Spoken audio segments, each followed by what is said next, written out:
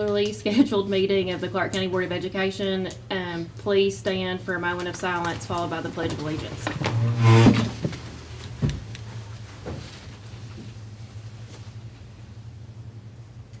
I pledge allegiance to the flag of the United States of America and to the republic for which it stands, one nation, under God, indivisible, with liberty and justice for all. Review of the agenda.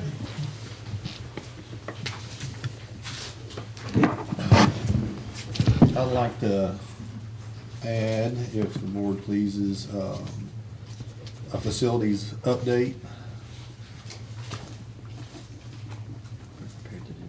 Okay. Facility on preschool? Or Just facilities in general, several different things with preschool, some of the projects been going on. Hopefully, I did send a message to Dr. Thomas earlier. We're prepared to do that. Yeah. Where do you want it to go? We can put it as after item 6. Would that work? Yeah, 6A maybe. Yeah.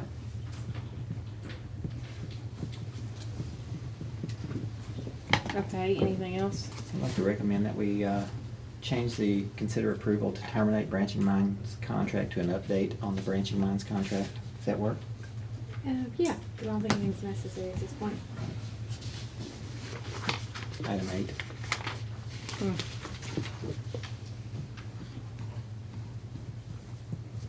Anything else? Would somebody like to make a motion? I'll make that motion. I'll second. All those in favor? Aye. Motion carries. Approval of the minutes for June 24th, emergency meeting, July 26th, regular board meeting, and August 2nd, special board meeting. Any questions? Let me make sure I was at all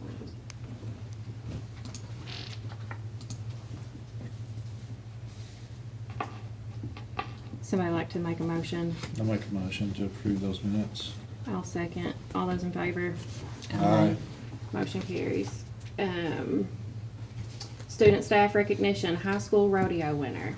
Well, we've got a recognition this evening of Lana Mitchell, and Lana was competing in the Nationals. She's actually the reserve champion buckle and cutting horse event, and one of 4 that qualified in the rein cow horse in Kentucky for Nationals. So let me just share some of the comments there. Lana's been riding and has had a love for horses since she was about 8 years old.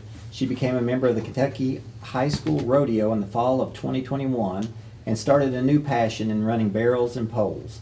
Throughout the year, Lana also decided to try cutting and rein cow horse, which ultimately advanced her to the national level as she became reserve champion in girls cutting to represent the state of Kentucky. In her first year at Nationals in Gillette, Wyoming, she competed against 20 other competitors in each event and was able to get a qualifying national score.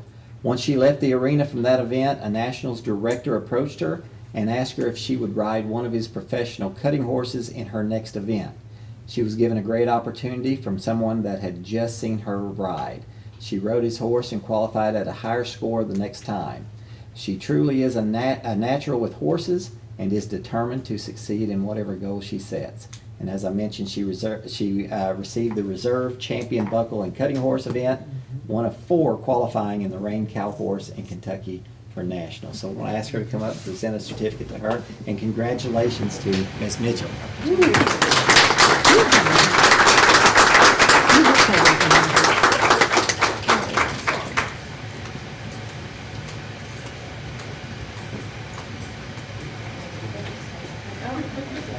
Done a little different.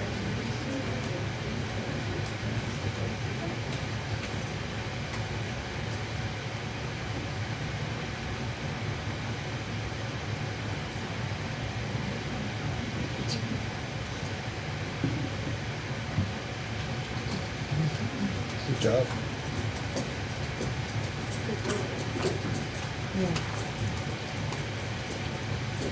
Any public comment?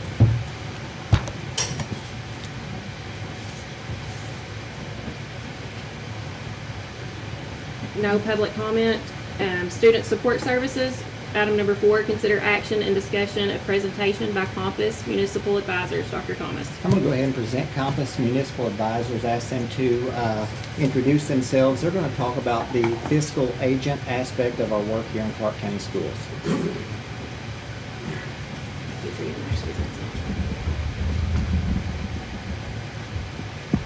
This on? Can you hear me now? Okay. Good evening. My name is Anthony Strong. I'm working business development for Compass Municipal Advisors.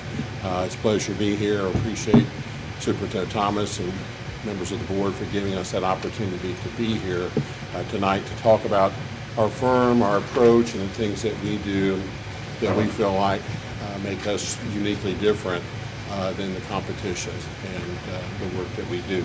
So you should have a packet has firm overview, which is the first piece we're going to go through. It's also should be on the screen. It was on the screen. So however you want to follow along, we'll do that. I'm going to cover most of the overview. With me this evening is R.J. Palmer, who I think maybe most of you here in the community know, and then Keith Brock, and I'll talk a little bit more about their role as we get into it. So I'm kind of looking here in terms of the view here, making sure I can see that. So let me get a copy.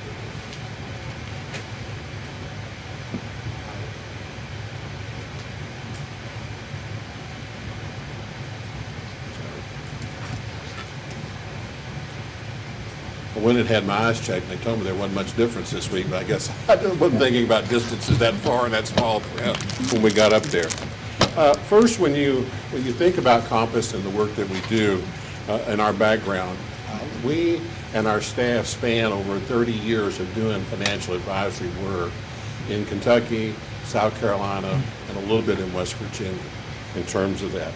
Yeah, basically what we do is the financial planning piece of it, the debt issuance, and the work in issuing the debt for the districts.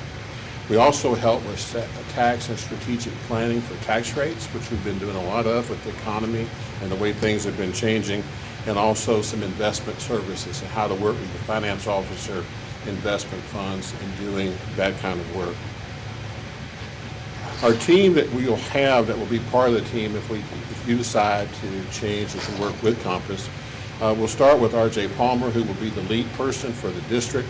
And also be the legislative liaison and work at the district, because as you know, a lot of what happens in education in Kentucky relies on the support of the legislature and the funding that we get and additional funding that's out there in terms of facility funding, urgent needs fundings, building funding, those kinds of things. So he will take that lead. My role is more of working as a non-advisory person. I didn't mention I have 14 years as a superintendent, working in 2 districts in northern Kentucky. For the past 4 years, I have been working in the financial services business. And my role for the board, and some of you may have been in trainings I've done for KSBA on superintendent evaluation, if you recognize the face from that. My role is more from the standpoint that I have been where your board members are, where the superintendent is, worked with the finance officer. I bring a lens from a district perspective to our staff, so that when we come and meet with districts and we talk with your facility people, talk with people in the community, I put that same lens that you have in terms of being in a position. I talk board talk, superintendent talk, so whenever we present, they run it past me to make sure, are we saying this right? Are we doing this in a way to make sure that you understand it? Because one of the things that I've shared with my time at Compass is that I believe as a superintendent, as a board, you have a very strong partnership with the superintendent. And the people that work with you, especially at this level, has to be part of your team in terms of what you're trying to accomplish. So I work very hard on my end to make sure that whether it's you as a board member or the superintendent, the finance officer, RJ would be the primary contact, but you also can call me at any time to utilize me to find out information, to help you do that. You have a question about something, and even whether it's financial or not. 14 years as superintendent, I've done about everything other than COVID. I've done bits and pieces of things, but not COVID to the level you had. So So that's kind of what my role will be. Keith will be one of the people that runs the analytical information, and Michael George also will be in terms of doing that. In terms of the scope of the service, basically, it's capital planning. If you've been on the board any length of time or you work facilities, you know you have a facility plan. We have to do that every 4 years. But where we like to look at it is from the standpoint, not just a facility plan, because we know we do it, and sometimes it gets put on the shelf because it is so large that you can't accomplish everything on a facility plan. What we like to do is the capital planning piece. So we would sit down with the board and whatever staff the board decides to do and look at what are the things that we can do in a short period of time, whether it's 2 year, 5 year, 10 year. I know the facility plan is for 4, but there are components there that need to be addressed during that period of time that we would work with you in doing that. Once you do that plan, then we help you manage the debt, get that issued so that you can do that moving forward, and then, depending on what's out there, helping you with investments and strategies to move on to that piece. The next slide is probably something that won't mean a lot to you as the board, but hopefully to your finance officer. You know, we have developed for our clients a client portal where we store documents. You know, different times during the year, your finance officer needs copies of bond documents. They need things for the audit. And we put this together for our clients and use it as a depository. So not only the financial pieces, but if you want to store BG1s there and have those there that are part of it, we can do that to make sure that that's available. And you can give access to that whoever you want the district to be able to do that and do that. And that's something unique that we have developed for our firm. Again, in terms of experience, when you add the combined number of years of our staff, you've got over 100 years of experience in the financial piece. You know, since 2002, 28 billion in aggregate par has been issued by our firm, over 1,400 issues. You know, we're working with close to 200, a little over 240 now municipal entities because we've added some since we printed this particular page. And we've got here 12 Kentucky school districts. We actually have 15 Kentucky school districts currently that work with us, in addition to, and that has been since June of 2020. So we are dealing with districts as small as Southgate Independent, who is a K-8 school district with less than 200 students, who just picking up Fayette County last month and are working with them. So our variety in terms of service, you know, we can do and our staff can do whatever needs to be done regardless of the size of the district. And most of our districts fit in the size of what you are here in Clark County. Looking at the next page is a map of the state of Kentucky. You know, the blue shaded areas are county clients. The dots represent either cities, school districts, special taxing districts. So, you know, again, 135 clients in the state, depending on what entity or municipal piece that you do.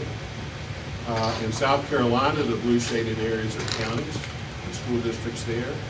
All but 7 of the school districts in South Carolina are clients of ours in terms of doing that. Close to, I think it's 90%, almost 90% of the clients, school districts in South Carolina are clients of ours. Again, some transactional history in terms of what we've done, just to show the amount of bond issuances that we have done. Again, I think that's impressive in terms of looking at the ability that we have to be able to work with districts and to issue that debt. The next slide talks about this comparable school experience. You can look there in the chart there with some of the districts and the size, the student population. Again, Clark County is right in there in terms of what we kind of call our sweet spot and being able to work with you and to be able to accommodate the type of work and issuances that you have. Again, the team approach, again, we rely heavily on working with district staff and the board into developing that capital funding plan to develop those transactions. So, you know, once we come into a district, you know, we take the lead from the superintendent and the board. How do you want us working with the staff, working with you? Because we're part of your team in terms of the work that we're going to be doing. Basically, we break it down into a 4-step process. We're working with whoever you want to work in developing this financial plan. We present the plan to the board, whoever directly in terms of doing that.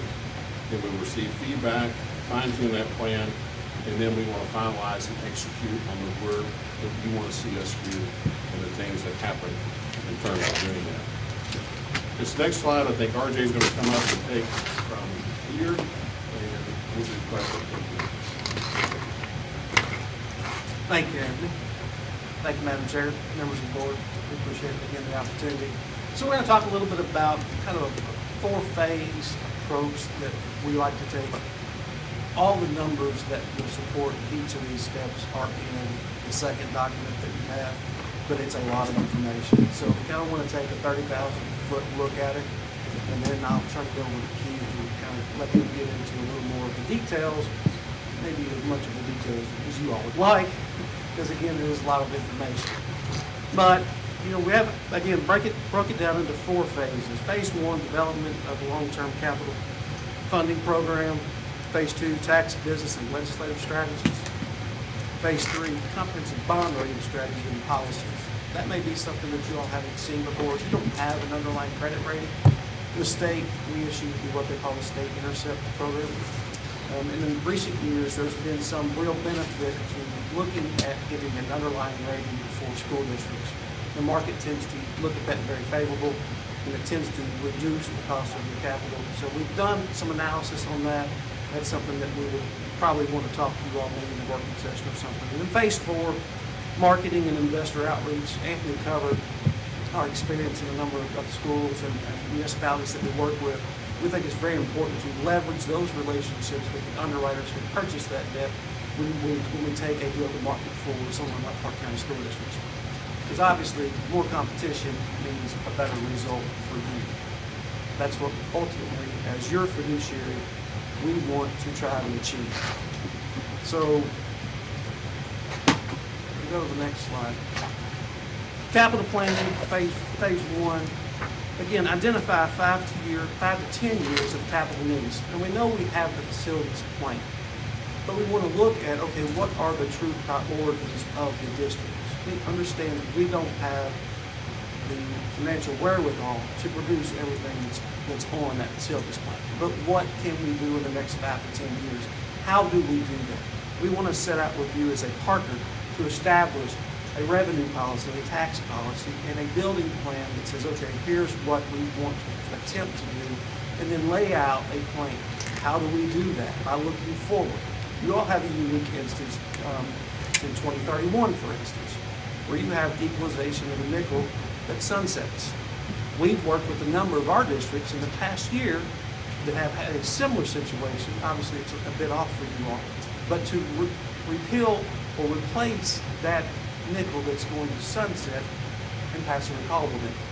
To make it basically an offset for the public, but yet you get the additional equalization for 20 years from the state. So that's money that we don't want to leave laying on the table. We want to take advantage of that so that we can fulfill that 5 to 10 year capital plan.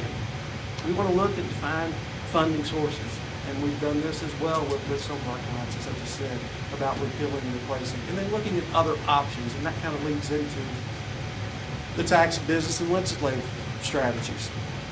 So we want to work with you all as well as the rest of our clients because of the size of the district, where you're located, you have a unique ability to try to influence policy in the state.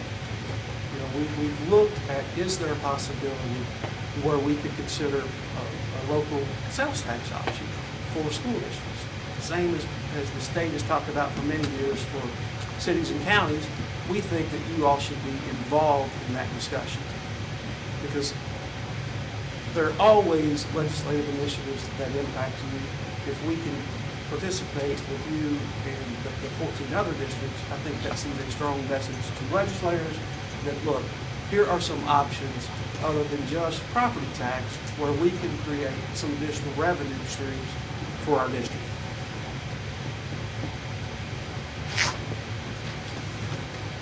Bond rating strategy is again in the second handout that you have. We have already done that and looked at that. So that is something that we would ask the board to probably consider in the future. And again, phase 4, the investor outreach.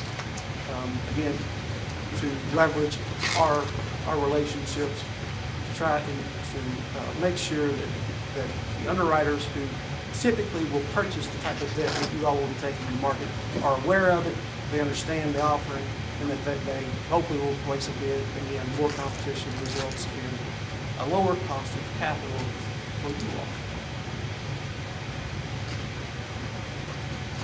Can we go to the second? So, this is the second handout that you have, which is a little more cumbersome, numbers and some of the things you probably are more interested in as well. I'm going to start this and hand it to you.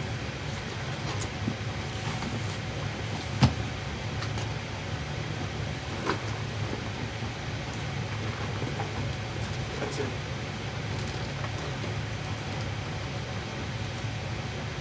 So, all the steps that we talked about kind of lead us to, okay, where are we? We're currently calculating your bonding potential with capital outlay at $25.1 million. If we back out capital outlay, that reduces that number to 16.5. We know that you're considering the early childhood, the new early childhood center project with an estimated cost of $20.4 million. Despite the rising interest rates, the district's bonding potential has increased this spring as a result of increase in state equalization.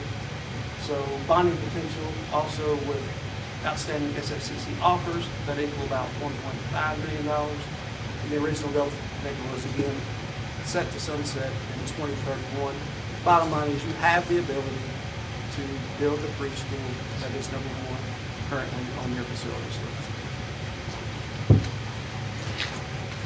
This is a debt capsule report. We keep this and monitor this to make sure that there aren't any available refunding potentials out there for the district to where that you could potentially refinance an outstanding bond with revenues and save money for the district. You currently don't have anything that's callable that is not a QSCAB or has carry a 0% interest rate until 2025. So there's not much in regard to that. We'll certainly monitor that throughout the relationship.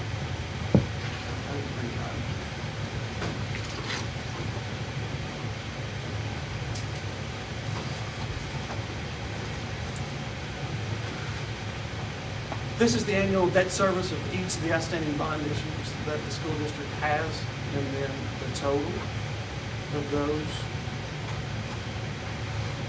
And this is the two deals that you are currently paying out of the general fund and not out of your restricted funds. Very quickly, and I'm going to let Keith take off on the next page. Actually, on this page, the funds available for this project. Thanks, RJ. Thank you all. I'll keep it brief. I know the time and the other items here. And I'm happy to talk for days about the numbers, so, but I definitely will put everyone else to sleep. So just continuing on, we talk about bonding potential. It's really just a stagnant number at a moment in time, right? So it's always changing. So you've got your revenue streams, that are your restricted funds, your current debt, right? That's pretty stable, what those are generally. But then you have market conditions that make up that. And so when we're talking about this partnership and trying to be a true partner in developing the plan, we got to start at that point to understand, what the revenue commitments are. Are we using 100% of the revenues, or do we need to have kind of, a plan to set aside dollars for, the unknown or the emergency? And so we're kind of building these blocks to get to that point. And so this is a breakdown of those revenue streams. You can see some of the history there. Your two nickels and your capital outlay comprise your restricted funds that are available for debt service, or what you're essentially legally able to borrow from. And you can see that increase from 22 to 23 in terms of that equalization is what RJ's talking about. That helped increase the bonding to help offset this rising interest rate environment that we're in. So I like to look at it graphically to bring it all together. And there's a lot on this graph, but it's really kind of simple if you pull back the layers. So the bottom portion of this graph is your restricted fund debt service. And I won't pretend to know what all those different colors are, but they're affiliated with your different bond issues. The dotted black that's kind of at the top, that's the general fund portion, right? So we kind of checkered that, right, because it doesn't necessarily count against your bonding potential, but it's debt service that the district's paying. And then the black line at the top is your revenue stream, so that's the total of those restricted. So the difference between the bottom and the top is your bonding potential. So when you're talking about that, all we're doing is securitizing those future revenues and giving you a lump sum up front in the form of bond issues to build your facilities. And one thing I wanted to point out is that red box there. I kind of highlighted that because that's the stress test in terms of your bonding potential. That's the tightest period of time in terms of your current debt and your future revenue. And you can see that that's driven by the reduction in equalization of the growth rate. That's where the tax rate planning strategy comes into play in terms of how much can you do and when can you do it. And that's when you get into the details of developing a full-blown, what we call a capital plan. So this is how we derived at that bonding potential number that RJ mentioned at the beginning. And again, we've just pulled forward all those numbers. I won't go through them all, but essentially you can see in column C, we're to generate that bonding potential, we're using 100% of those restricted funds. And so part of the strategy in developing a plan is, what other sources, capital funds requests, et cetera, we need to set aside, and then what does that do to your bonding, and then pull that all together. And the other thing I'll point out here too is, again, I've boxed it those years where you're tightened in fiscal year 32 and 33. That makes your bonding potential very interest rate sensitive. In other words, we don't have a lot of wiggle room to adjust in those periods, and so in a rising rate environment, it can adjust your bonding potential fairly significantly. That's evident when we pull out the capital outlay number, right, and it goes from 25 to 16, right, so it's a similar effect. So we start with those two numbers to kind of give you a general range. So this is an example of kind of the result of significant planning and strategizing, right? They talked about prioritizing needs. We obviously need to work through that piece, but we wanted to give you an illustration of how this might play out, right? So the first step in developing this capital plan is to identify the projects and then the potential sources of funding and then the timing of those projects. And that's where this differs from your normal facility plans, which just list out the projects, but you actually have to prioritize them in order to execute, or to find out where your shortfalls are and when in terms of your planning and delivering on improving the infrastructure of the district. So you can see, obviously we had some numbers on potentially on the preschool project, so we kind of plugged those in as a starting point. And you can see we split out the resources from the districts in terms of the district bond versus the SFCC benefit to the project. And then the restricted fund cash use is our understanding of what the escrow amount is related to the offers from SFCC. That would be a discussion point in terms of the planning piece as well. But the idea here would be that you would identify first your projects, and then we would start to put a timeline together, and then we would build from there in terms of what can you afford and when. This is a lot of numbers, but this is the ultimate result or where we would head with this, right? And so, again, we're pulling forward 100% of your building fund, your capital outlay funds here, right? So 100% of all your restricted funds in columns B, C, and D.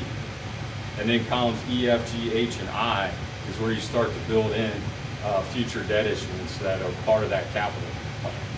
And again, your capital plan doesn't even necessarily be all about bonding, right? You can set aside cash for future projects as well. So that's part of that planning discussion.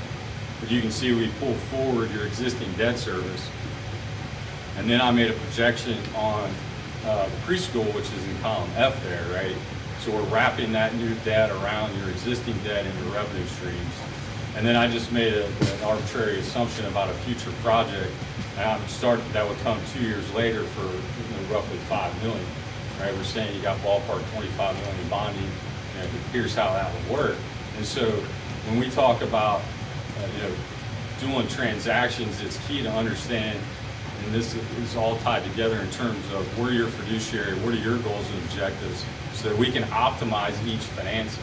Like can't make miracles, but we need to optimize the structure in order to give you the most flexibility for future debt issuances. And so when you look at the way this is structured, you go to columns J, K, L, and M. These are kind of the other uses of your restricted funds, right? So if you're using your restricted fund, your capital outlay for other items, then we need to account for that in the plan, because if you go out and bond your 25 million that we said you had, and we use 100% of that, you now have no flexibility with that, right? So that's part of the planning process. Ultimately, you look at columns N and O. That is the annual flexibility within the plan, the cumulative buildup, assuming you spend according to the plan, and then, you know, that would be your future bonding. And so you can look at it in points in time as well, right? So, you know, as your debt rolls off, your bonding potential is going to increase, but then as you layer on additional projects, right, you got to be strategic. And so in other words, you can see we've got interest-only payment in 2023 that would leave you with some residual funds in your building fund and capital outlay. Well, those are dollars that could go into the project or could be used as a reserve for future needs. You know, you've got some limitations with future SFCC offers that you got to be mindful of, but again, this is all part of the strategic plan that we're trying to put together. And so again, it's a working team environment where we ascertain your goals, we develop a long-term plan, but then it's not a stagnant plan, right? As we know, we just went through pretty massive inflation, right? So now we're dealing with a lot of projects that are coming in higher than what they were planned for years prior. And so you got to continually evolve. District's goals and objectives may change, you know, and so you got to keep updating. And we would recommend at least an annual update to this plan going forward. So anyway, we just wanted to share kind of how that would work, what the result may look like, and then, you know, give you some examples of our work product. The next few slides, I think we're probably running over on time, so I won't get into them. And again, thank you for your time. This, I just pointed out, these 2 pages are long-term tax rate strategies. And so we built out a model where we can run the impact of different tax rate strategies, both to your general fund and to your restricted funds, so that you can have a long-term look at that and what those changes do. And then as the last 2 pages, as RJ mentioned, we have another model where we emulate the ratings methodology. So that can be a tool both for a bond rating, if it makes economic sense, but also as a tool as leaders to understand how outside investors look at the district, and you can make some changes accordingly. So that's a lot. I apologize if I ran over RJ. I'm a talker, so I'll let RJ wrap it up here. It is a lot of information, but we, again, do appreciate the time and the opportunity to come and share our approach to school and public finance with you all. Want to leave you, obviously, I can answer any questions, but also to tell you that we would like to offer this first deal to the school district at a 50% discount of our fee. If you don't like the way we perform, you can end the contract. I believe that we can be partners with you all and help you achieve the goals that this district has and move forward. Happy to answer your questions. What's the key differences between Compass and your competitors? I think we have a broader, more inclusive approach. I don't want to come in here and just tell you, okay, here's what your bonding potential is. I want to sit down with you and truly understand, okay, where do we want to go? How do we get there? How do we look at, again, a tax strategy, a revenue strategy, so that we know going forward what we need to do, and that we're committed to that. It takes commitment from the board as well. That's why I think you all have to be involved in this process, not me just come in and say, okay, you've got $20 million, what do you want to build? I want to be more in depth of that. Thank you for putting the information together. This is really informative for Clark County Schools. I noticed on there we anticipated a 4% rate there. How steady are we holding at that 4% rate? I think it's got a little bit of cushion in it right now, but Dr. Thomas, anything could happen tomorrow. Sure. And send the market, upwards or even downwards. Yeah, we've seen a So, little bit of flexibility We over want the to last be few months. conservative, but as we get closer to the actual issuance of a debt, we'll continue to refine that plan of finance based upon the current market conditions. So we kind of know going into a sale, closer to where we're going to fall. We can't predict it exactly. I don't have a magic ball, but an 8 ball, but we will certainly attempt to be as accurate as possible. Appreciate you mentioning that equalization in 2031 as well, because that's not too far from now, and if that not. drops off and losing that equalization, it just means that the board has to make good plans moving forward so that we don't miss out on that.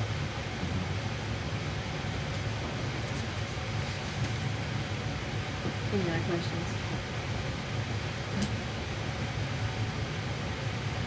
If we do the, if we take the 50% off offer that you give, you said the first project, but we might want to do that on our larger project, maybe not our first project. So that's what we really want to I was hear. anticipating it would be on the preschool project. I just want to get that in the record, but if we take advantage of that, we want it on our larger project. I think we can manage that. All right, thank you. And how long is that offer good for? How long is this offer good for? Till we do the first major project. What's major?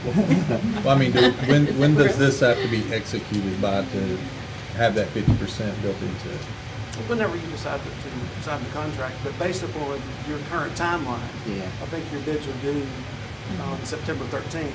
We're prepared to notify SFCC and get this ball rolling if that's the direction the board wants to go.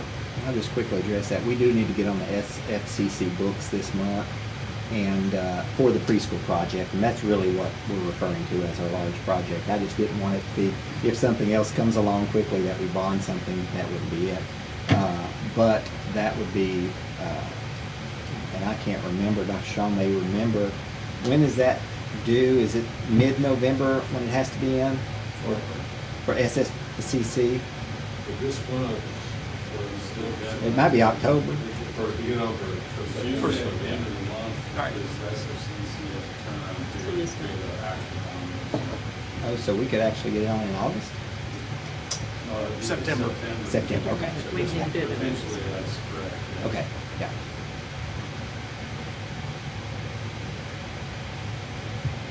Any more discussion or conversation? So are we looking to replace someone we have today with if we move forward with this? I would recommend that we move forward with Compass, but the board can continue to have two fiscal managers. There's no issue there whatsoever. And I think if we choose to use them for the preschool project and take advantage of that fee, that's perfectly fine. What we would do then, I would notify the other fiscal agent if you choose to move forward with Compass. Sometime, we can get out of any fiscal agent contract within 30 days with just a written notice. And so my recommendation is that we move forward with Compass. We would just manage to have two fiscal agents, so to speak, and then make that decision on the preschool project as we get close enough to do that. So what kind of savings are we going to be saving on the preschool project going to Compass The savings on that, if I believe, versus yeah. someone we have now? Once it jumps over, and you all can correct me if I'm wrong, but once the project jumps over about $2 million, it ends up costing about, I think it's $4 on every $1,000 that you bond. And so if that's a 50%, does that sound right? No, you're right. You're correct. You understand it, yeah. Yeah. It's a sliding scale based on the size. So the state sets the rate, by the way. The KDE sets the rate for what our fiscal agent charges. So I think it's $4, and so on a $20 million project, it would be, don't put me on the spot here, but that sounds like about $200,000. No? It's about $38,000. I'm talking about overall, and then with the $2 on, so. Right. The only thing we can control is our fee, Yeah. right? So you got bond counsel in that as well. Sure. Obviously, I can't discount theirs. I can only discount mine. Our discount is worth about $38,000 of our cost additionally. The big thing is that this is such a huge project that KDE recognizes that anything really over $2 million, you drop down from like $10 or $11 per thousand to $4 because it's such a huge project. And I'm assuming that would mean $2 from Compass on that, on 50%. Correct. The short answer is on the estimates that we're running at the current estimated cost, the bond size is roughly $38,000. A savings of about $38,000 to Clark County Schools. For the record, $95,000 is on the line item for fiscal year 2021. Okay, good. Thank you, Don. And that would go to, that would stay at 98,000? They would only charge $38,000. So that 98 would be replaced with 38? That's correct. No, because that includes bond counsel. I Okay. can't discount that. It's But our pushing overly complicated. Seems We have to a be Bond the counsel same. fee comes out of our fee. It's kind We of have a confusing similar- the way they do it. We have a similar formula with our architect. KDE sets it, and once that project jumps over a certain amount, then that percentage goes as well. So those are the two that I remember KDE does that That's right. kind of sliding scale on, that we can, that we could certainly, you can always negotiate, but they typically go with the KDE recommended rate. And like everyone said, there's a lot of information in these two packets. Thank you all for putting that together. My suggestion would be, I would like to see what the actual numbers would be side by side and what the savings is instead of the roundabout number, so that we can make that decision. Yep, And we've I got think we can two, do and that. we have two meetings, special meetings called this week. We'll probably end up having at least both of them or one of them. Again, there's no issue in having two fiscal agents on Yeah. board. I do think that time-wise, if we are gonna do the preschool project, we do need to get in front of SFCC. And to do that, you have to recognize a fiscal agent to get on their book. So, again, nothing wrong with having two fiscal agents, and then when those numbers are side by side, just say this is the fiscal agent that we're going to use. So we're not picking tonight the fiscal agent we're gonna use for the preschool. That's correct. Okay. Maybe I should ask that question again. Yeah. Yeah, thank you. Hard to wrap it up. Yeah, well, I just wanted to make sure that we have all the information in front of us. We have a lot of information provided to us tonight, but, But if we don't recommend Compass, then we won't be able to use them, Yeah. at least in this project. So I would recommend. So we that do need to take action on, I would just having recommend them- that they be our fiscal agent, and Okay. then we can make those decisions based on the numbers laid out in front of us. so, yeah, so if we, per project. yeah, per project. You all So at can- this point, You all can do that, can't you? Just like Mhm. having bank accounts. so we got two Yeah. fiscal agents, and then when the preschool project comes in front of us, we can say we want to use this fiscal agent or this fiscal agent. Mhm. Yeah, Correct? and then I would Am I absolutely. saying that correct? And then I would notify the other Yep. that 30 days from now, we're gonna cease using you as our Okay. fiscal agent. Mhm. So the action tonight is really not costing us anything until we decide that, yes, we're That's going correct. to, okay. We're not paid until successful Six. facilities. Okay. And that gives us time to do a comparison. Just doing a motion on that. Yeah, Yeah. Somebody- okay. I'll make a motion to, have Compass as our, fiscal agent. Yes, we have a motion. Do we have a second? I'll second. All those in favor? Aye. Motion carries 4-0. Thank you, guys. Thank you. Item number 5, consider approval of district code of conduct. Mr. Stone.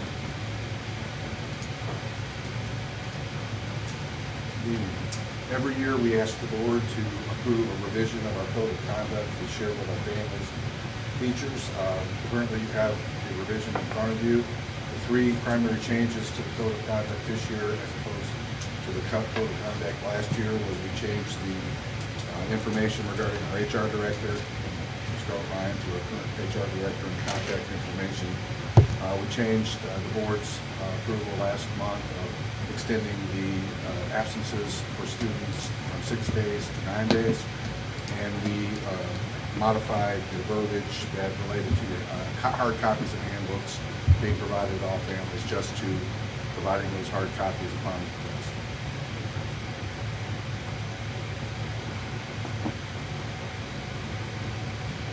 I noticed on page 3, you still have Paul as the superintendent. Did we get that I missed corrected? that one.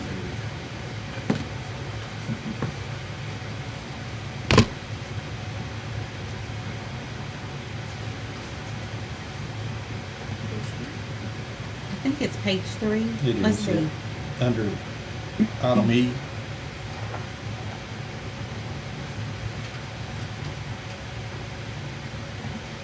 Okay, I'll make a note of that.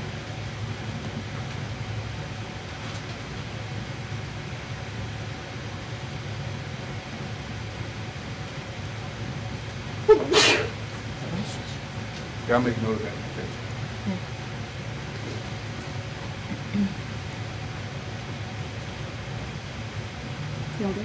I'll make a motion to approve district code of conduct with mentioned changes. I'll second that. All those in favor? Aye. Motion carries. Consider approval of playground equipment at Baker Intermediate, not to exceed $170,000, Mr. Stunt. Asking the board to consider that investment in Baker's playground. Historically, the playground was created from used playground equipment from some of the schools we surplused a number of years ago, including Trapp, Powderview, and Providence. Before we sold those properties, we excavated those playground equipment structures and reinstalled them with our maintenance department at the Baker location. So they're pretty old pieces of equipment, and the school is asking that the board consider purchasing some new equipment for that environment. How did the dollar amount get derived? Well, how did it get derived? Yeah, Well, I mean, did we get looked at estimates or? Basically, the cost of a general size structure, one structure, or slide structure, climbing structure, we was in the ballpark of about $150,000 at the time, and we considered that back last year's summer project, I think. And the price has gone up, and I think the current structure that he was looking at, requesting was in 168. that neighborhood of about 170. Mr. Mouse presented the plan at 168, and so we thought we'd put 2,000 on there just to, But he is looking at several other vendors too, and they've been with the board approved, and so we have three vendors we're looking at right now in different structures, so. Didn't we look at this once upon a time? We had a discussion on this as a board, For the but it's been a summer while. project? that's the 150,000. Yeah, Well, we that's built what I that. thought. We didn't, used to have a playground there, and, we actually constructed the project based on the school's request to have a playground.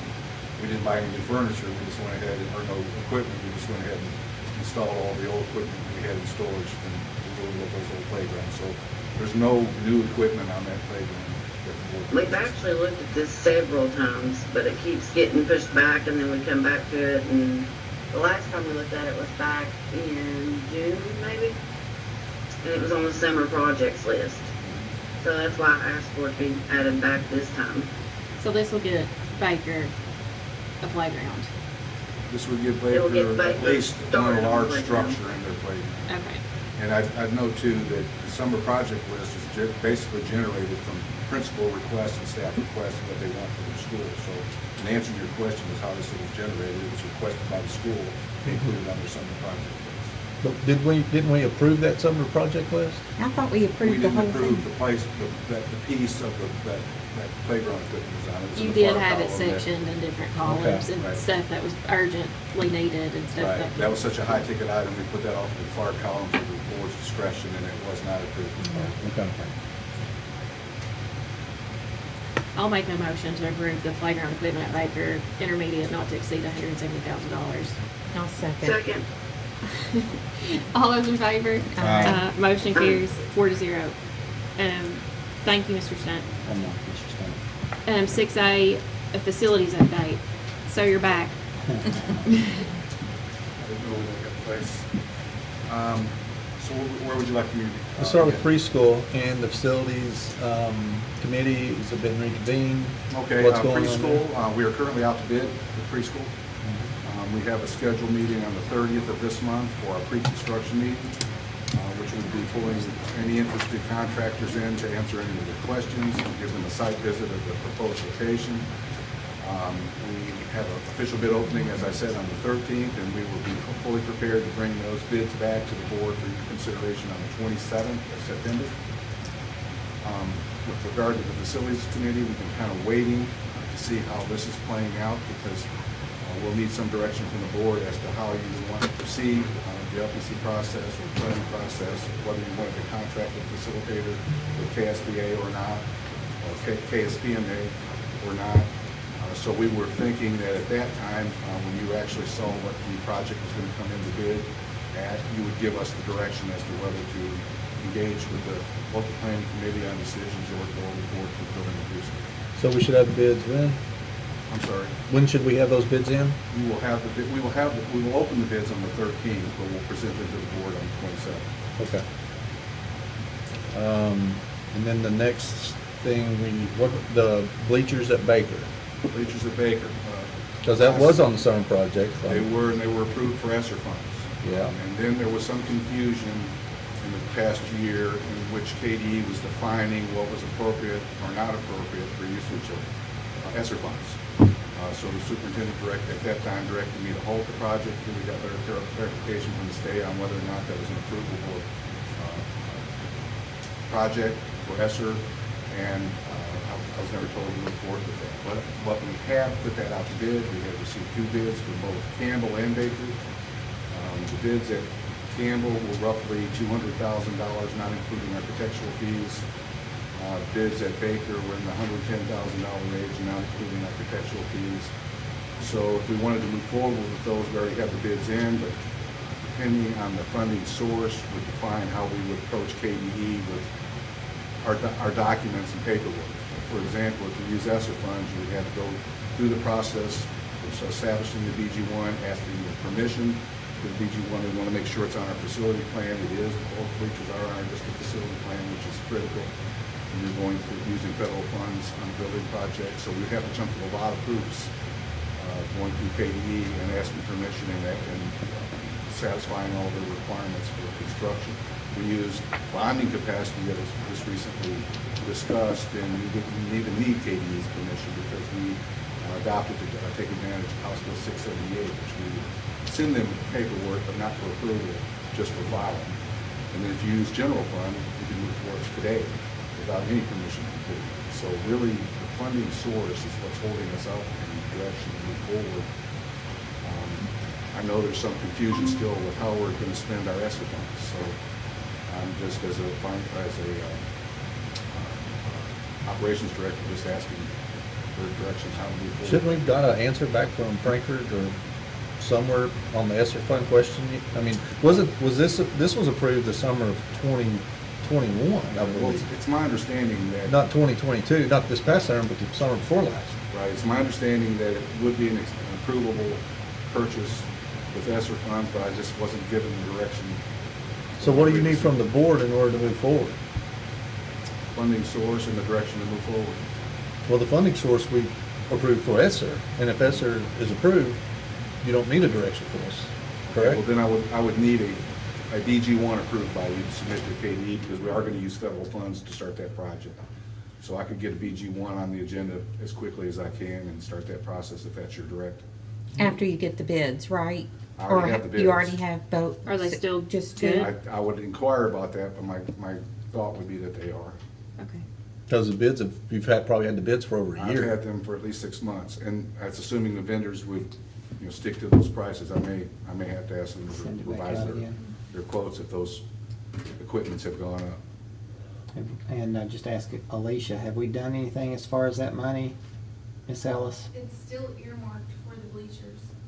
I mean, it's So- been set aside in the ESSER budgeting for the bleachers since it was board approved to come out of that funding source. Yeah, so I think that that money set aside, we could just simply take a floor motion to go ahead and see if I think you can see if those bids are still good. Mhm. And if not, we could do a floor motion to resend those if they're not good, to get updated bids. And then again, to not exceed an amount would work.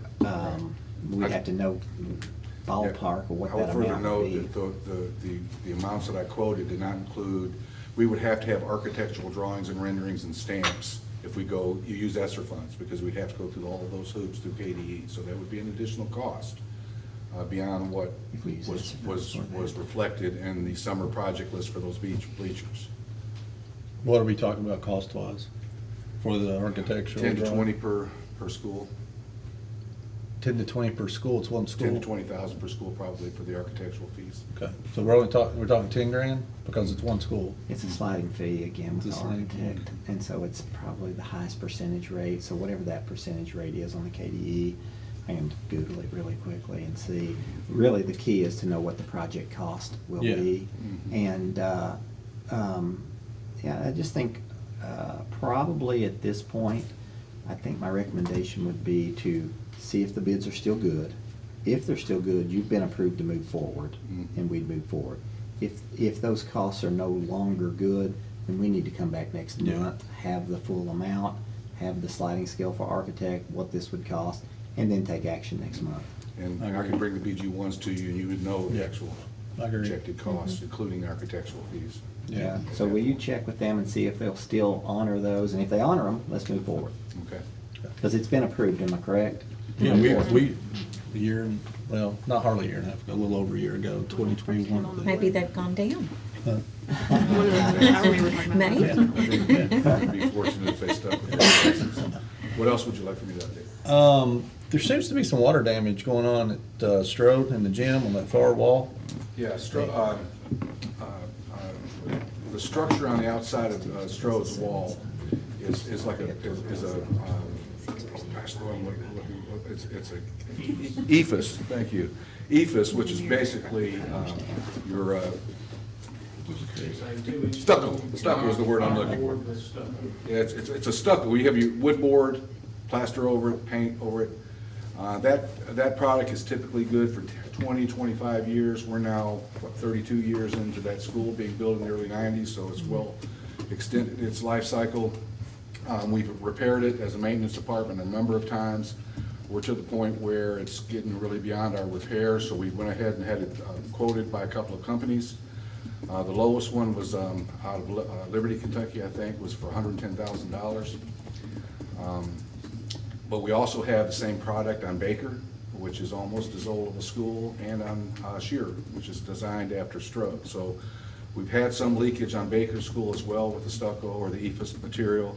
We've had very little problems at Strode, or at Shearer, but that's 10 years newer. So the only reason I'm mentioning those two schools is because those are coming too.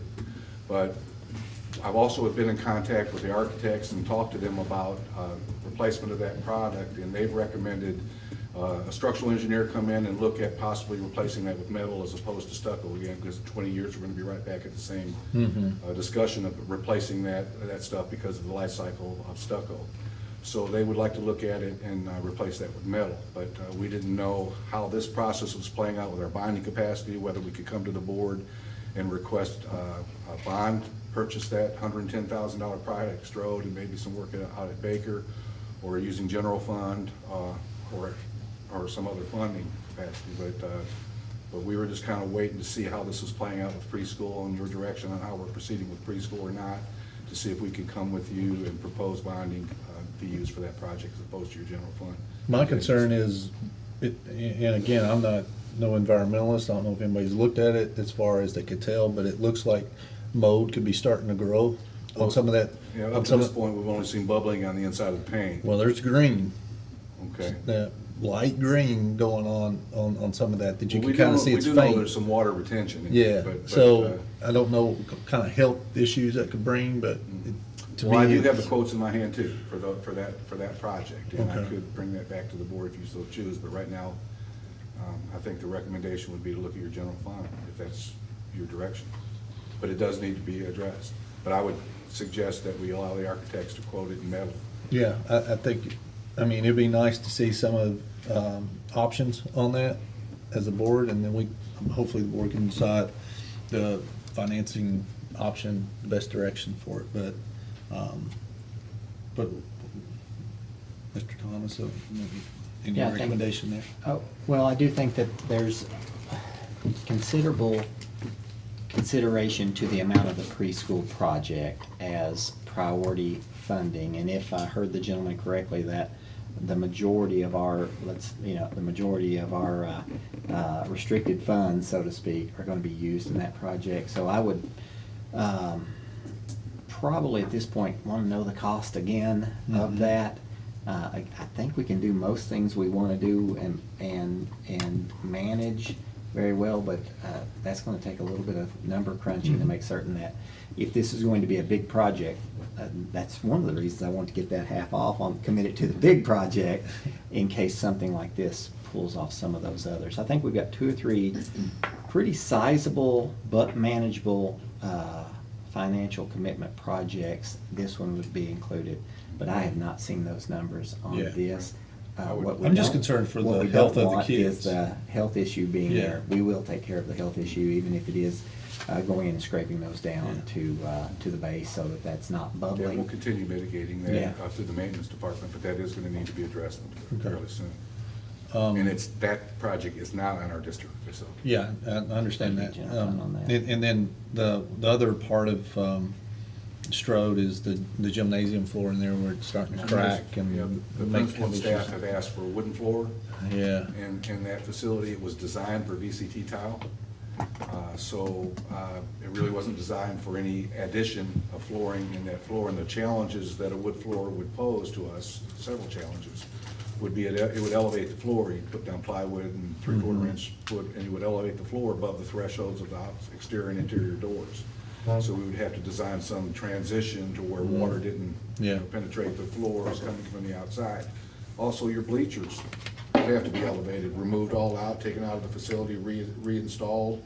And those bleachers are 30-some years old too, so I don't know how durable they are if they would withstand a removal and reconstruction. You may be looking at replacing the bleacher system. that whole there as gym well. is kind of non-functional in a way when you're standing there looking at it. You got the crack floor, you got the wall, it's got, issues with that back wall. The bleachers come out to mid-court, and then supposedly the stage is only 4 foot wide, so it's unusable for any sort of production or anything for the kids. So we did get approved to reconvene our facility, and I know we're waiting Yeah. on this meeting to kind of hear what we were going to do on fiscal I think that's agent something and we need to everything, do. but I do know that Mr. Stump's been approved to convene that facility planning committee again, and that would clearly be one because of the school that it's in and not necessarily the usage that would fit on there if they reconvene and add Yeah. that to that. And we've Just been wanted to looking- bring it to We've the been looking board's at other attention. options other than wood as well. There's Yep. a vinyl flooring option that's practical, that wouldn't elevate that floor to a certain degree, but it's hard to roll bleachers over vinyl. Yeah. So there's just challenges with how to modify that floor from VCT, and that's how it was designed, you know.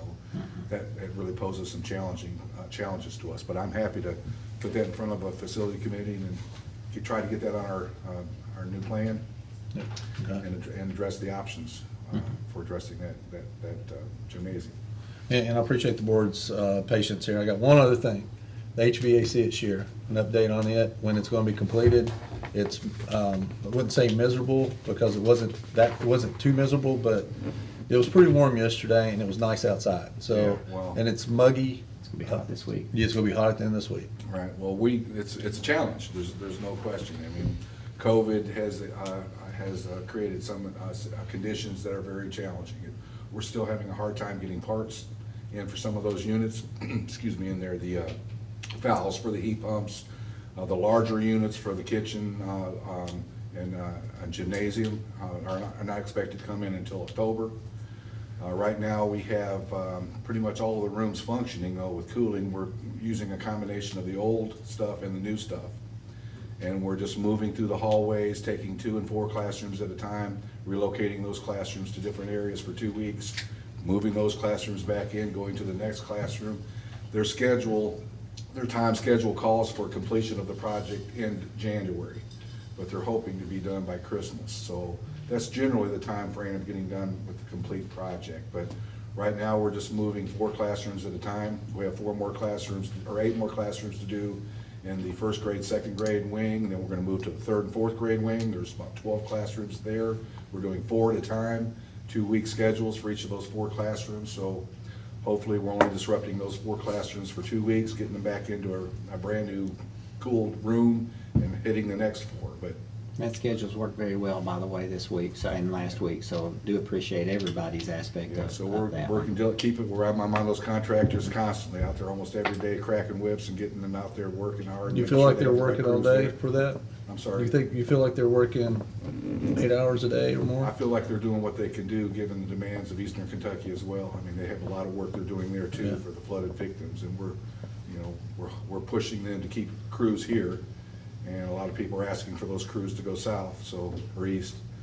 Yeah. So, but I think given the circumstances, I'm satisfied with how they're progressing. I don't agree working 10 to 2 is efficient enough, so, and that's what I saw, and I'm that's sorry, what I've heard, What?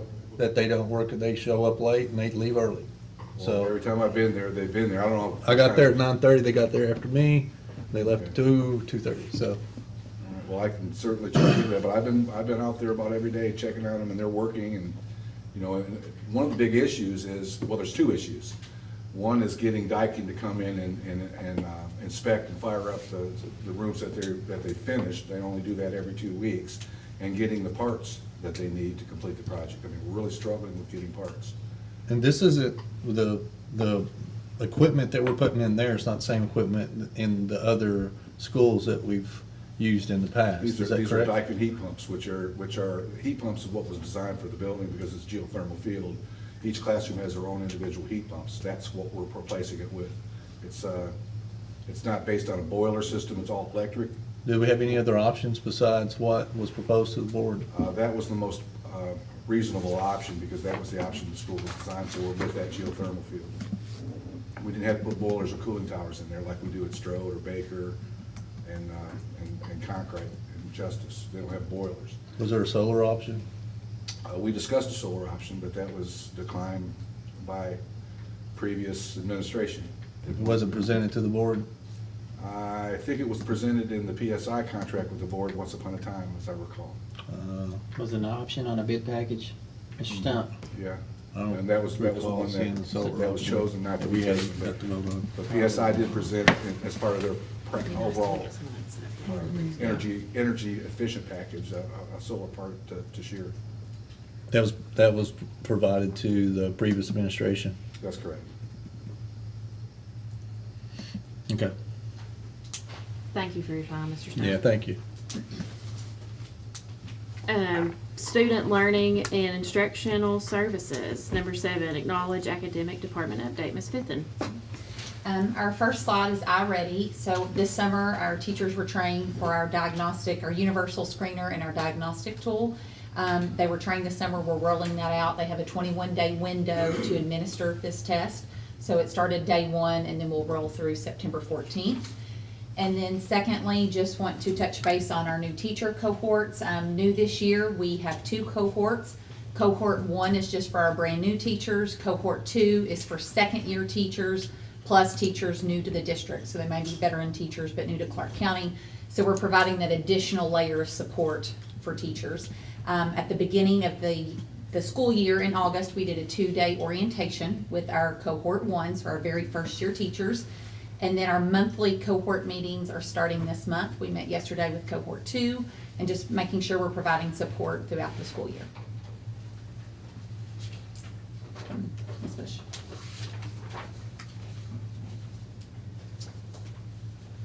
This is an update from yesterday and today, your front and back. We started the school year with 5,046 enrolled in our district, and that does not include preschool. The second day was 5,010, and of course not including preschool. Currently, we have 331. Of course, they have to fill out that paperwork every single year. Hopefully that number will stay low for homeschool. Currently, we have 6 home hospital. When I did this up there, there was 3, but there's 6 now. You'll see that there are new non-resident contracts at 23. We had 84 students or families grandfathered in. And Mr. Talby, you asked me to keep a tally of any families that might have had some trouble paying $250. There were 2. No. So we extended it throughout the semester to the schools. The online virtual program has 25 students in it. I think our meeting went well. Kelly and I had with the families. We had Edgenuity up on Zoom, and he talked through the whole program. The students logged on. They went through the process, the passwords, and hopefully it will go as smooth for the rest of the year as it did that night.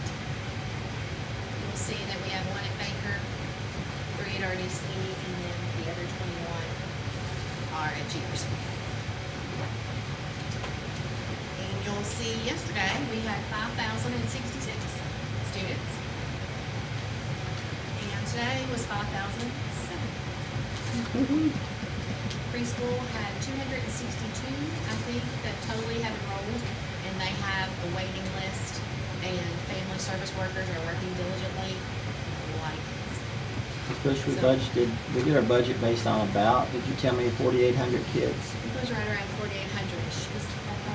4,800. Including the preschool? No. We don't include preschool In the because they budget. have their own funding. Okay, I didn't know if that budget included, okay. So we're over a couple hundred. That's A good. little 200 from We're what we enrolling budgeted. still every So that's year. awesome, yeah. Are those your homeschool? Do you think you're taking back some of the We did COVID or have homeschool? Probably 42-ish from the summer when they enroll here, but once they enroll out into the schools, it's hard for me to get that data. Mhm.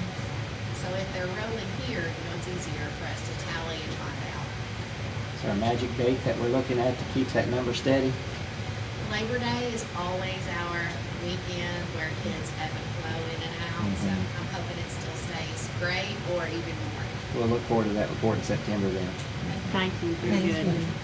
So with that increase, if it stays that way, will there be new allocation requests come in? So, I think the allocation numbers are set. I'm only aware of one that's off right now, so I don't think those allocations will be affected per se because we had a very generous allocation in the spring based on some previous numbers. So I think we're really good there. We got one request out that we're working on. Okay. But we'll reevaluate those as well. We constantly evaluate those, and that October, is that right, Alicia? October is kind of our deadline to adjust at September 15th.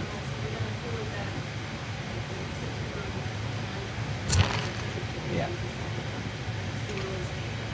Thank you. It's fantastic. So, So good evening. Just wanted to share some of the positives that are going on.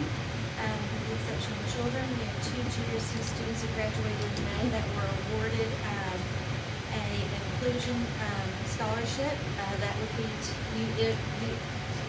issued to them at a one-time event for this to go directly to a college or a training program. So we're very pleased to have 2 of our recent graduates to receive that as they make their plans for their next steps. Additionally, this past spring, we had our first ever unified track and field team that competed. Not only did they compete, they actually medaled going towards state. That's a really kind of a shout out to not only our GRC track team, but it's also a shout out to the students and staff that dedicated, because that's kind of a partnership in competition. So that's a very nice step that we have done to take a step for inclusion of all of our students in events.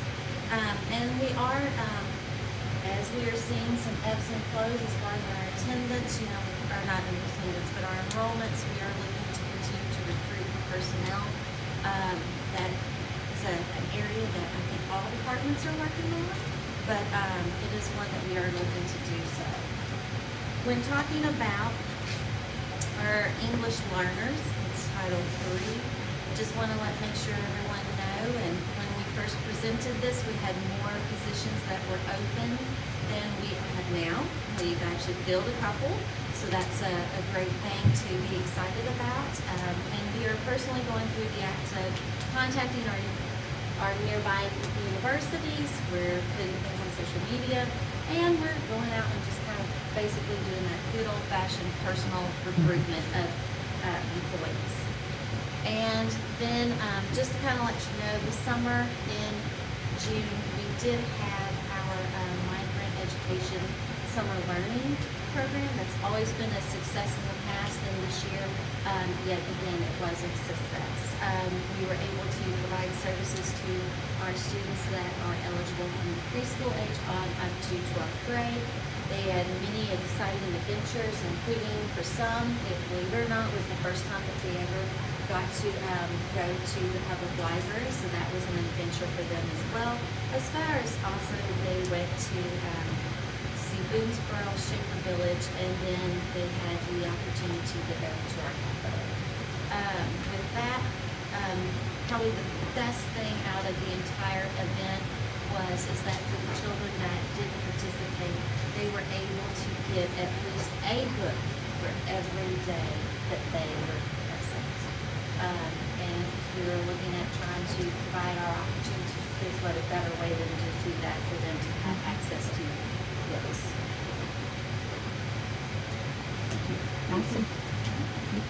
Question. Yes, sir. How many students do we have with different languages in the district? I understand that we have some Ukrainians in the district now, and We have a few. we do have a family from Ukraine. But in total, we have 7 spoken languages in homes across the district. Okay. And then with that, our largest language that's spoken in homes is obviously going to be Spanish.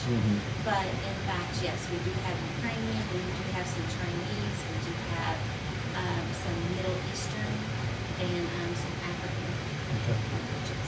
I know that presents a challenge with, 2 or 3 here and there, but I applaud all the teachers that are trying, and principals, administrations trying to make that work in your department too, on, doing what you can to help translate through getting little tablets and, using Google, I think Google Translate. Google Translate is obviously an asset, but we are looking at other opportunities. That's one, getting back to your comment itself, it does take us all to figure out the unique nuances in order to address the needs of kids. And there are, it's one that I can say that I was a participant, I don't want to say that I took over, but I was a participant in a meeting last night at one of our buildings to address a family situation, and it was quite rewarding. Most importantly, was the listening to the needs of the family, and then being able to have that open and honest conversation about how we can work together to address those needs. It was a great moment. Awesome. Thank you. Thank you. Thanks.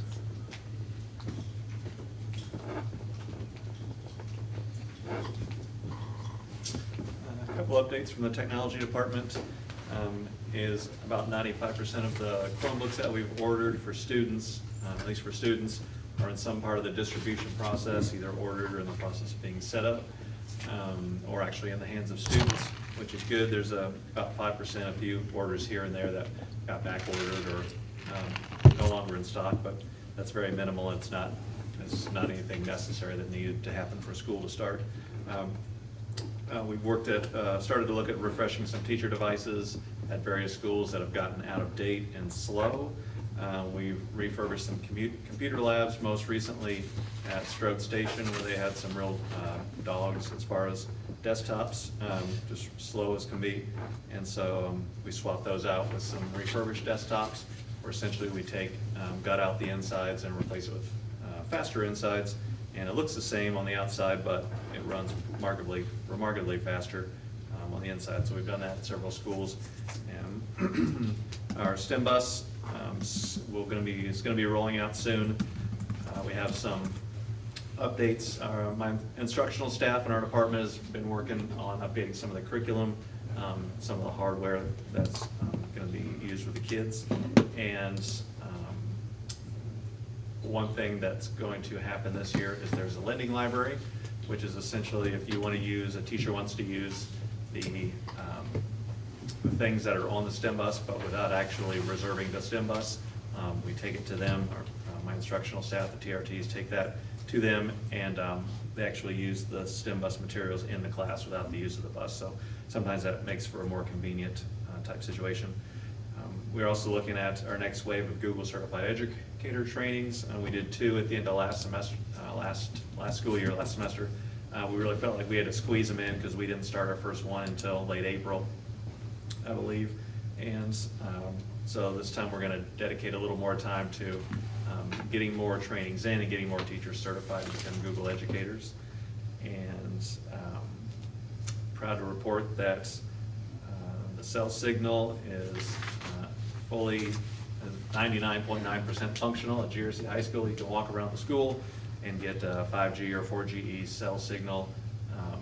Very strong. There was I put in parentheses on your handout, 700 band. It's just, there's one wavelength that when they get that fixed will provide a little more capacity, will allow more users to use one antenna. But Mr. Dameron talked with me earlier this evening and said even that is just about done according to AT&T. So we're pretty excited about that.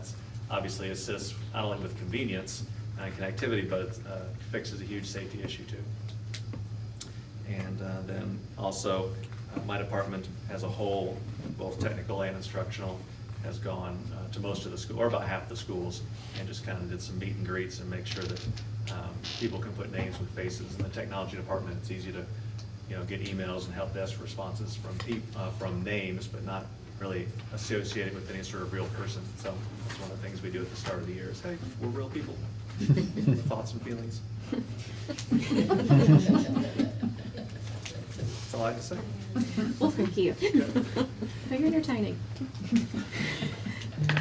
Who's next? Anybody else? No, Okay. that's all of that, sorry. Okay. We don't need to make a motion or anything for that, right? No. It is you again. Hey, consider update to terminate Branching Minds contract, Ms. Fithen. Going into this year, we were bound into a 3-year contract with Branching Minds, which was a platform that we were not utilizing, did not have plans to utilize moving forwards.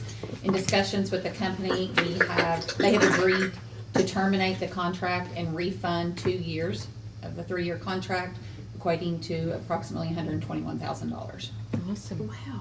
Thank you guys. Yeah. So nice. Nice job. Number 9, overview of ACT results. Mr. King.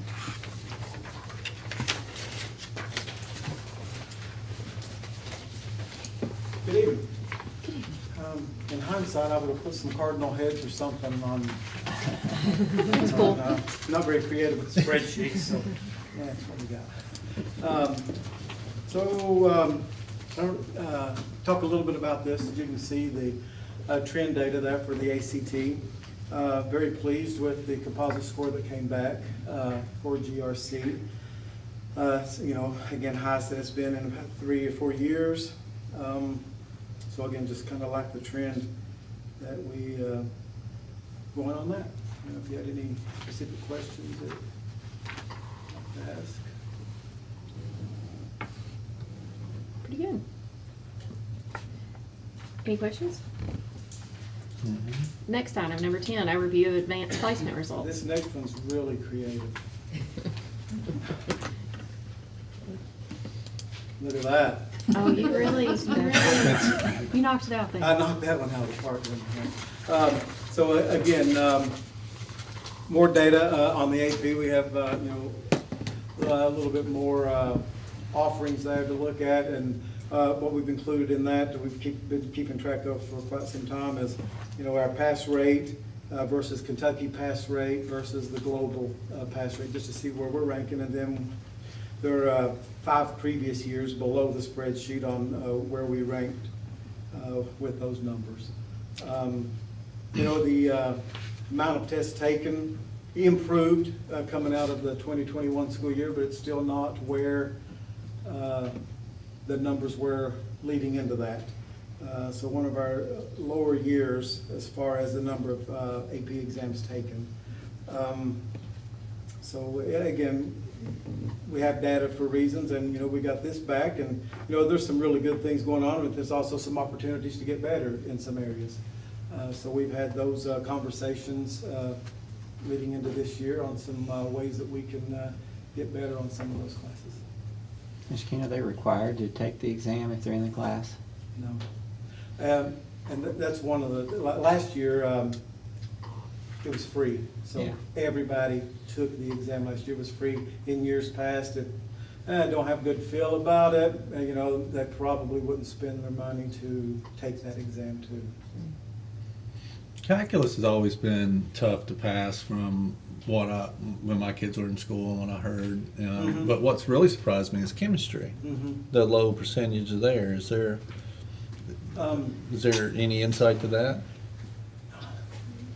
Yeah, I want to be careful what I say here, but we also had first-year folks, Mhm. you know, taking over programs and building them also. I mean, our chemistry, our numbers have fluctuated through the years. Sometimes we don't offer AP chemistry, but then there are times we do. So we're really building that strong foundation with our intro to Chem Phys, giving them a little bit of piece of both, and then the pre-chemistry, and then getting into the AP.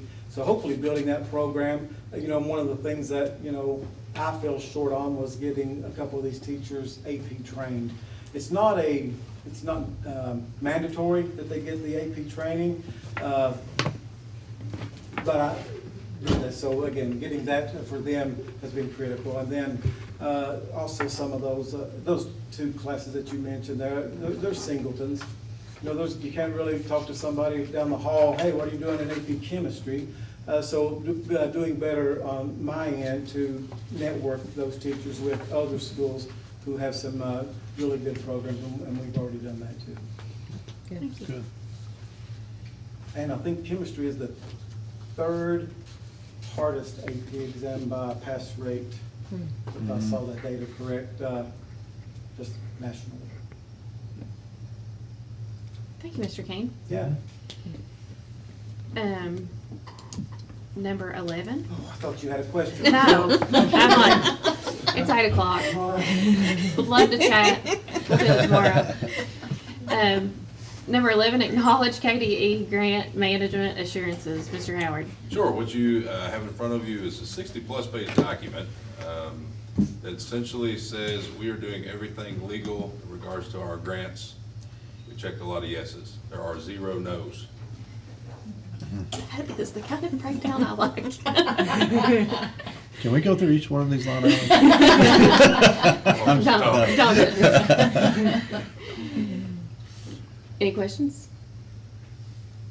Thank you for that. Number 12, finance update. Number 12, consider approval of monthly CCPS financial update. Ms. Ellis. Good evening, everyone. Hopefully you've had a chance to review everything in my section. We can make it quick. Basically, just same data that we were providing, been doing every month. So just where we stand right now, obviously start of the year, so low percentages, but we're in line with how we started last year. We're actually above July of last year, so that's great news. Any questions as far as where that stuff stands? And then we have several discussion items, but I'm good. I mean, we're just No, starting it's the still school kinda year, early, so yeah. there's really, Yeah. it's just, July's kind of not a whole lot to report right now at this point, because we're just getting into the start of the school year. I will say that Ms. Ellis and I, along with Mr. Howard, will sit down and go basically line by line through our munis reports, through our cash balances, through our contingency and so forth. I think we've got that scheduled for later this week, and just yeah. Friday, we got a meeting Friday. Yeah. A lot of things. Any questions, discussion? Somebody like to make a motion to approve the monthly financial update? I'll make a motion to approve. I'll second. All those in favor? Aye. Motion carries 4-0. 13, authorize payment of salaries and accounts payable. I'll make that motion. Go ahead. I'll second. All those in favor? Aye. Motion carries. Item number 14, discuss and propose 22-23 tax rates for real property, personal property, motor vehicles, and utilities. Lisa Ellis. So hopefully you've had a chance to review the tax documents that were given to you, and I believe Dr. Thomas has had a discussion with you about the rate. We're proposing a 1-cent increase to continue our budget as we proposed it to you. Our motor vehicle will stay the same at 53.5, utility taxes at 3%. So any questions in regards to what you've Can been given? you say that again? You're proposing? So we're proposing a 1-cent increase. We're Just a currently cent. 64.9, going to 65.9. That would be without the, Without the exonerations. without the exonerations, but it does reach where we need it to be on the budget this year. Mhm. I've also given a call to the sheriff and talked with him about this process as well, and he's very capable of collecting taxes for us. Mhm. He's just anxious, like everyone else, to get the tax rate in, but he's good with that. That will allow us to gain the 4% revenue increase, but only increase taxes a little bit over it's like, what's that, 1.5, about 1% or something like that. Going from 64.9 to 65.9, it's a penny, is what that is. And that helps us take care of the raises that we did for this year.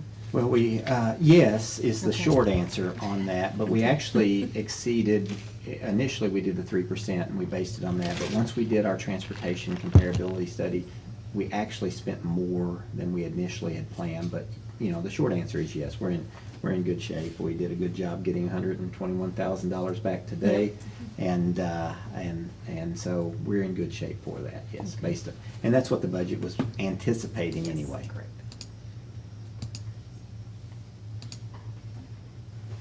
And we also recognize the value of the taxpayer, so again, the exonerations is not going on there either, so it felt like a good amount to go based on the numbers that we receive from KDE. And I'd recommend we take that tax rate at 65.9 for the personal property, and it was 53. 53.5 for motor and 3% for utilities.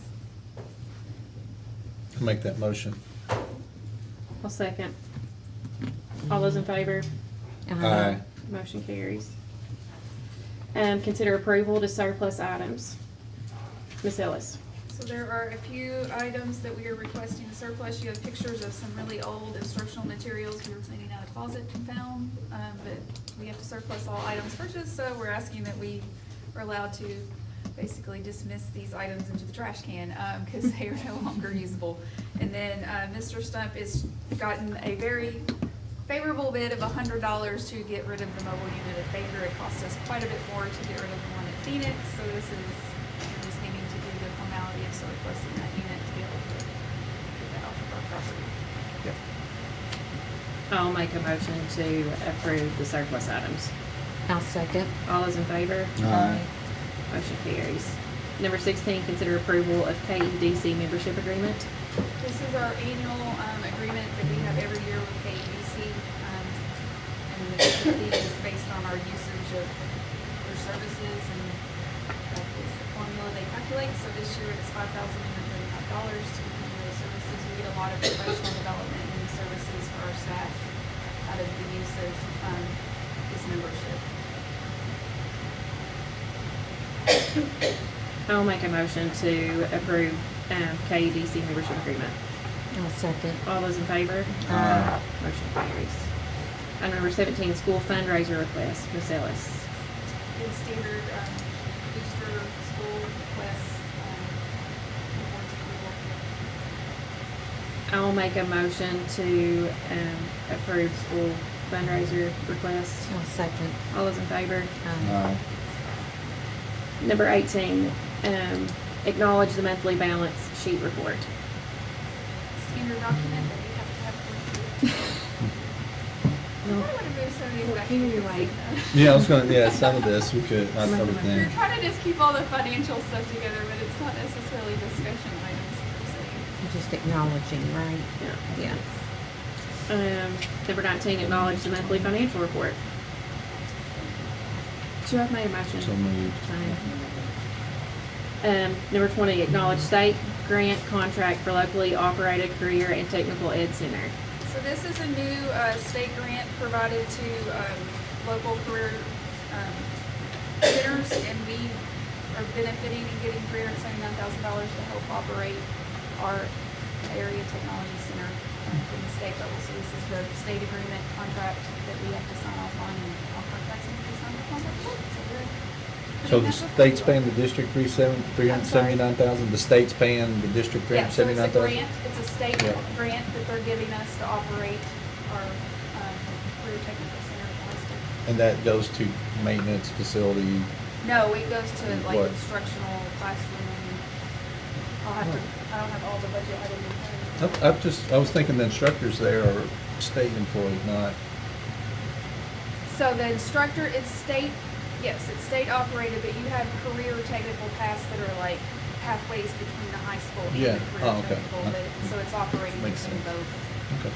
Kind of Makes like the Perkins grant, I don't know if you're, Yep. it's a federal grant, but it's the same concept. Of part of the Perkins grant is the state, they have the ownership of how they run it from the state side, but we have a portion of Perkins for the high school career paths, like the ag and all, Yeah. business and all that kind of stuff. So this is those two working together. All of that. Any more questions? Thank you. Thanks, Ms. Ellis. Internal board business, item number 21, consider approval to purchase e-meetings platform from KSBA. I think we're all pretty over a good job. Any questions? I'll make a motion to approve the purchase of e-meetings platforms for KSBA. I'll second. All those in favor? Aye. Motion carries. Item number 22, select board member representative to serve on superintendent screening committee. Ms. Ritchie had come to me and expressed that she would like to serve on that, and if no one else has any objections, I'm gonna let her do it. Ashley? She said yes. Will you be willing to serve on the superintendent screening committee? Sure. Okay. What's you? Item number 23, consider approval for board members and superintendent to attend the KSBA regional meeting September 22nd in Lawrenceburg. There's a KSBA regional meeting in Lawrenceburg on September 22nd. I'll make the motion to approve board members and superintendent to attend. I'll second. So, No, go ahead. all those in favor? Aye. Motion carries. Superintendent's report. I just want to say how thankful I am to our teachers, our staff, and our administrators for what a wonderful start to the school year, and really everyone in the staff. And so we've got preschool opening this week. Once it's open, all of our schools will have our students learning. And I can't say enough about all of our departments, especially our transportation department. Mr. Ford rising to the challenge and getting us through these first few days so well. Also, a few congratulations are in order. First off, congratulations to Lou Ann Burge, Neil Payne, Tony Mann, Taylor Bumgardner, and Sarah Webb. They were awarded the Achieve Grant. Achieve is an American history and civics education for instruction, learning strategies, and professional development. It's given by the U.S. Department of Education, and so we congratulate them on that. Also excited that Conkright Elementary has 2 leaders that have been recognized by the Kentucky School Counselor Association. Of course, Ms. Carrie McGrath has been named Counselor of the Year, and Mr. Travis Markham has been named the KSCA Principal of the Year. And lastly, I want to mention that we are proceeding nicely with our superintendent search. The required search committee is being finalized this week, anticipating their first meeting late next week. And I just remind everyone that the committee is made up of 6 or 7 members, 2 teachers, 1 principal, 1 classified staff member, 1 parent, and 1 board member. And if a minority is not represented in that first 6, then there'll be a minority parent added to the committee. I just want to take a little time to thank the board for the opportunity to serve our students and our community. I certainly am enjoying that role, and that concludes my report. Consent agenda items, anything for?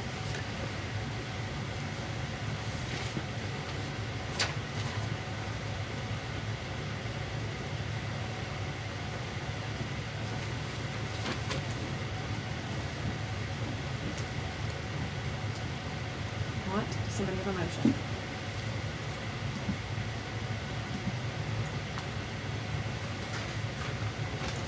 I'll make a motion to approve items 25 through 38. I'll second. All those in favor? Aye. Motion carries. Do you have a motion to adjourn to closed session? I'll make that motion. I'll second. All those in favor? Aye. Aye. We're in closed session at 8:09.